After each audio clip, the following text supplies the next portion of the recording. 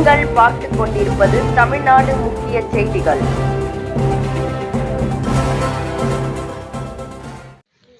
வணக்கம். திருவள்ளூர் உழவர் சந்தை அருகே சென்னை திருப்பதி நெடுஞ்சாலையில் CITU, தொமுச உள்ளிட்ட 10க்கும் மேற்பட்ட தொழிற்சங்கங்களை சார்ந்த 100க்கும் மேற்பட்டோர் சாலை மறியலில் ஈடுபட்டதால் பரபரப்பு. சாலை மறியலில் ஈடுபட்டவர்களை காவல்துறையினர் கைது செய்து மண்டபத்திற்கு அழைத்து சென்றனர்.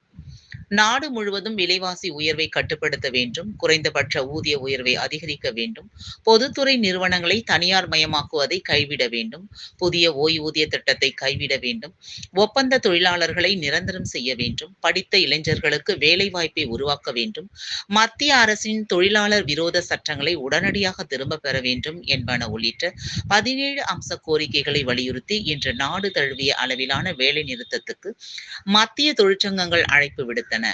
அதன்படி திருவள்ளூர் உழவர் சந்தை அருகே சென்னை திருப்பதி நெடுஞ்சாலையில் CITU, தொமுச உள்ளிட்ட 10க்கும் மேற்பட்ட சங்கங்களை சார்ந்த 100க்கும் மேற்பட்டோர் சாலை மறியலில் ஈடுபட்டதால் பரபரப்பு ஏற்பட்டது.